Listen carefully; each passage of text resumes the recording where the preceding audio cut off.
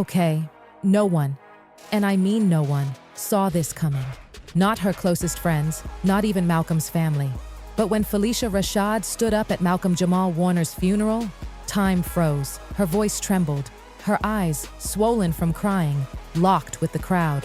And what she said? It left people sobbing in their seats. And the moment she leaned over his casket, whispered something into his ear and placed that rose in his hand, people haven't stopped talking about it. The footage, the reactions, it's all anyone can talk about online. Welcome to World of Stars, where we pull back the curtain on the most unforgettable, soul-shaking celebrity moments. And today's story, it's not just heartbreaking, it's history. Because Phylicia Rashad didn't just give a eulogy, she poured her soul out. This wasn't just a goodbye, this was a confession, a thank you, a reveal, a shockwave. We're talking about her tribute to Malcolm Jamal Warner. Yes, Theo from The Cosby Show, who wasn't just her on-screen son. He was like her real-life child. And when she said goodbye, nothing could have prepared the world for what unfolded. Let's start from the beginning. From the very first time we saw them on screen, Phylicia as the graceful, brilliant Claire Huxtable and Malcolm as the sharp, charming Theo, audiences were hooked. But the real magic, it wasn't scripted, it was real. Their bond went so far beyond those TV sets and lines and camera angles. Off-screen, Phylicia became a rock in Malcolm's life. People in the industry called her his second mom. And that wasn't just talk. She didn't just coach him through scenes. She grounded him in real life. She guided him, mentored him, protected him. When the fame got overwhelming and the Hollywood pressure tried to crush him, it was Phylicia who reminded Malcolm who he was outside of the spotlight. Sources say they used to walk the studio lot together, just the two of them, talking about everything: school, growing up, avoiding the toxic traps of the industry. In one interview, Malcolm even admitted, "If it weren't for Phylicia, I might have gotten lost in it all." Now that quote is all over the internet again. She was the person he turned to when he was heartbroken, when he was struggling, when his health was failing. And despite being a deeply private man, Malcolm always made space for Phylicia. He never shut her out, never. So when she took the stage at his funeral, it was like the air was sucked out of the room. People held their breath. But before we get to what she said, because trust me, it'll break you, we have to rewind to a chilling moment days before his death. A phone call that changed everything. It was a quiet Wednesday evening. Phylicia almost didn't answer the phone. She was tired. She'd had a long day, but something made her pick up. It was Malcolm, his voice, software calm, but there was something final in it, a tone she'd never heard before. "You've always been there for me," he said, his voice cracked. "I just wanted to say thank you for being the one person who never let me forget who I am." Phylicia's heart sank. She asked if he was okay, but Malcolm didn't explain.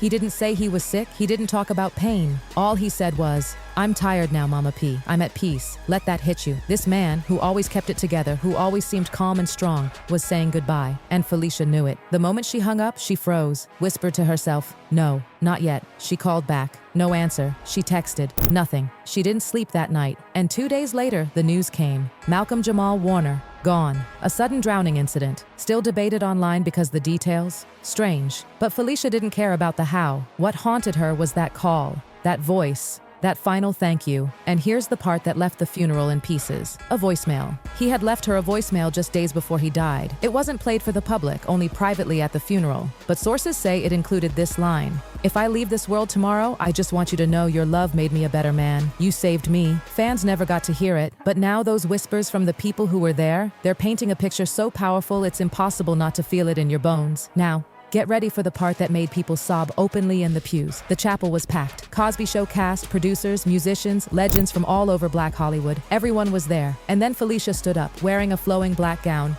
her hair wrapped in a regal African scarf. She moved slowly to the podium. The whole room stilled. Not a single cough, not a shuffle, just silence. She gripped the podium, paused, and said, "I have lost a son." The whole chapel broke. Tears. Guttural cries, people weeping like they lost their own family. It wasn't rehearsed. It wasn't polished. It was real. She talked about the day she met Malcolm, how young he was, how powerful his presence already felt.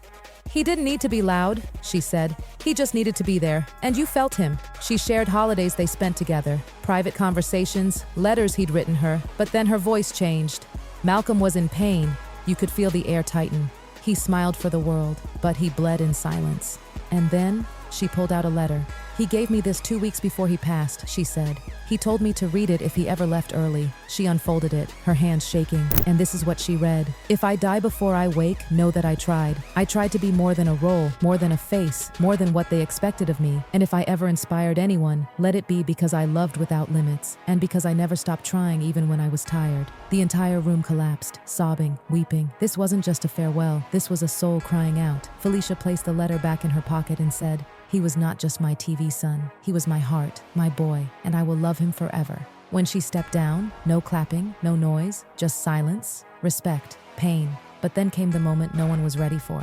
She walked up to the casket, held a single red rose wrapped in gold ribbon with a tiny note tied to its stem. She leaned over, whispered something in Malcolm's ear. No one heard it, but her face, half broken, half smiling, said everything. People close said she might have mouthed, "I forgive you." Forgive him? For what? That whisper sparked an online storm. Did something happen between them? Was there guilt? A rift? So let's go back. That whisper, "I forgive you," hit harder than anything. No one expected it, and no one could figure it out. Forgive him for what? Was there a falling out? A regret? A hidden truth between them? Well, insiders started talking, and what they revealed, it made everything even more heartbreaking. Sources close to the Cosby Show cast admitted that Malcolm had distanced himself from Phylicia in recent years, but not because he was angry, not because there was a rift. It was guilt, plain, deep, personal guilt. He reportedly told a close friend once, "I should have visited her more, called her more.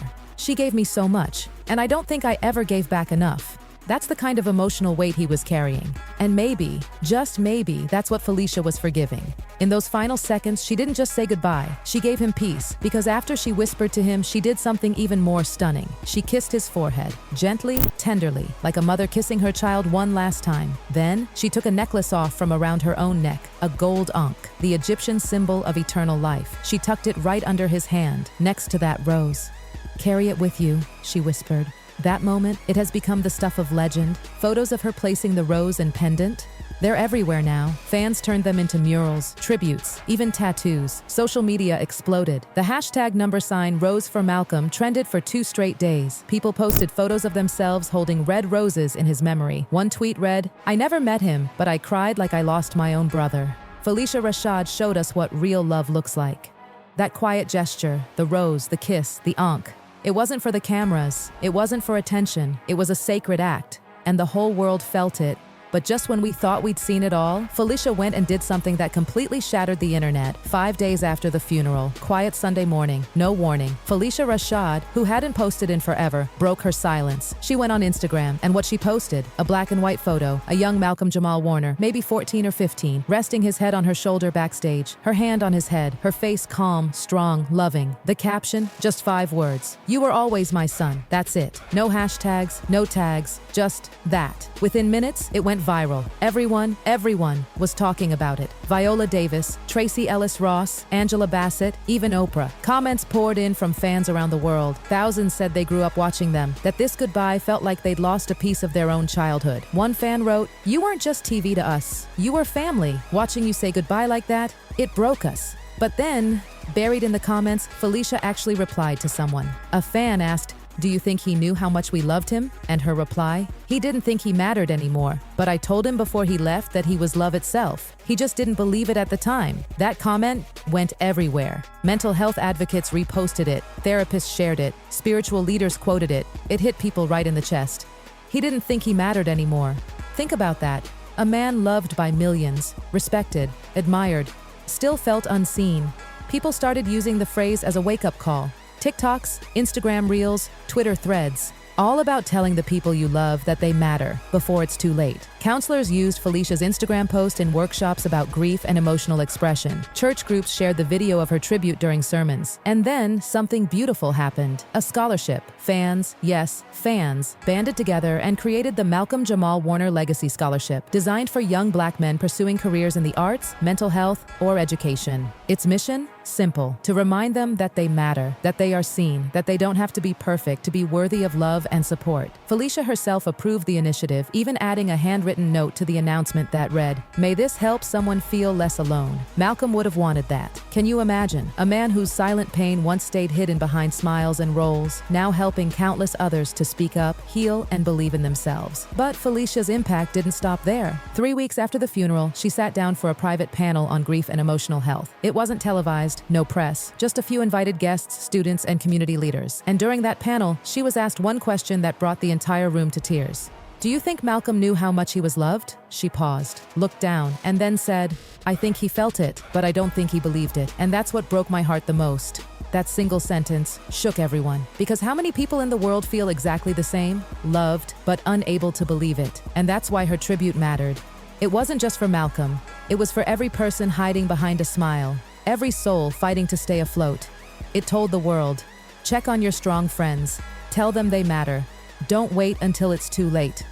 And people listened. The phrase, "You were always my son," is now printed on t-shirts, phone wallpapers, even street art in Brooklyn and LA. The gold ankh she gave him, that symbol of eternal life, it's now worn by fans as a tribute to love that never dies. And the rose, that red rose she placed in his hand, it's become a symbol of remembrance. Every year on the anniversary of his passing, people have started posting photos with red roses in his memory. But nothing will ever compare to the moment at the funeral. That moment when the casket was about to close and Phylicia walked up one final time. No cameras rolling, no words spoken, just her and Malcolm. She placed her hand on the casket, looked at his face, and mouthed one last time, "I see you." That was it, the final goodbye. And yet, somehow, it started something none of us were ready for. Because this wasn't just about losing an actor. It was about losing someone who shaped our childhood, who grew up in front of us, who inspired people with his grace and quiet strength. And it was about a woman, Phylicia Rashad, who refused to let his light go out quietly. She didn't give a typical eulogy. She gave the world the truth, the ache, the vulnerability, the love. And through her words, Malcolm became more than a memory. He became a movement. So if you're still thinking about him, about that rose, that letter, that whisper, know this. You're not alone. And maybe that's the real legacy, that in the silence left behind, we're finally learning to speak louder, to love harder, to see each other. Because at the end of the day, Malcolm mattered. He always did. And thanks to Phylicia Rashad, the whole world finally saw it. The whole world finally saw it.